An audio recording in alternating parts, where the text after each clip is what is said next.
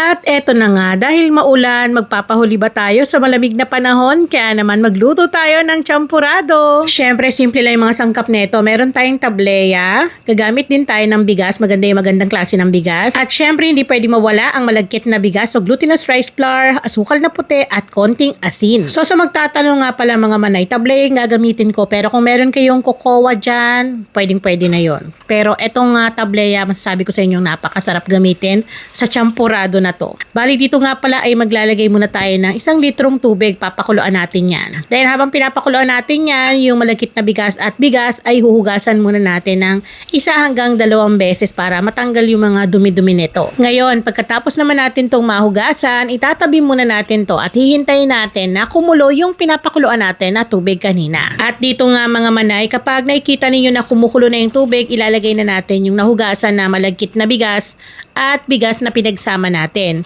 Hinahalo ko lang para hindi sila magdikit-dikit. Then, ang gagawin natin dito is papakulan natin to ng katamtaman lang ang apoy para unti-unti itong lumambot.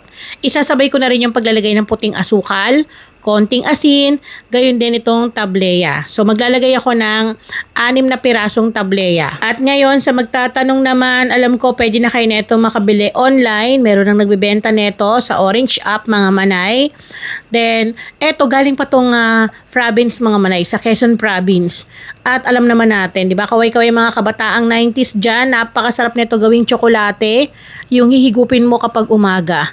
Then dito nga tinakpan ko muna siya para matunaw yung tableya natin paunti-unti at syempre kailangan balikan din natin maya-maya. Hahaluin natin yan para hindi manikit at hindi masunog yung bandang ilalim ng ating bigas. Pagkatapos haluin, tatakpan ulit natin, then maya-maya balikan ulit natin. So ganun yung ginagawa ko at kung mapapansin nyo rito, hindi pa totaling luto yung ating malagkit na bigas. So magdadagdag pa tayo rito ng tubig kasi kukulangin pa yan. Bali naglagay ulit ako rito ng 600 ml ng tubig. Then haluin po ulit natin. Etong champurado na to mga manay, alsado to para din tong lugaw. So maganda rin tong pagkakitaan. At pwedeng nyo rin po itong i-stock.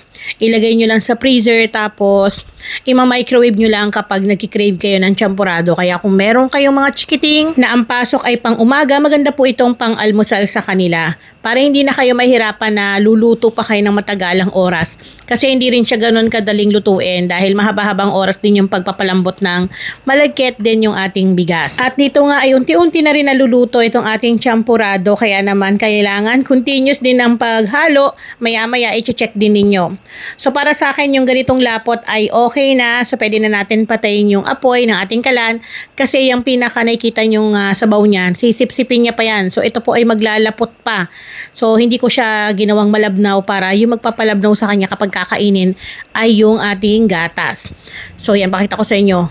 Umuulan dito at kita nyo naman, ayan, nandito ako sa pinakataas, sa rooftop namin. Dito ako nagluluto kasi tahimik dito mga manay. So balik tayo dito sa niluluto ko dahil okay na to, kaya naman tikiman time. Alam nyo mga manay, ngayon ko lang na-try itong tableya sa champurado. Grabe, ang bango. Mas masarap siyang gamitin or mas maganda siyang gamitin sa champurado pala kasi mas tsokolate at yung aroma niya talagang, habang hinahalo-halo ko to nung niluluto ko kanina, gusto ko nang sumandok.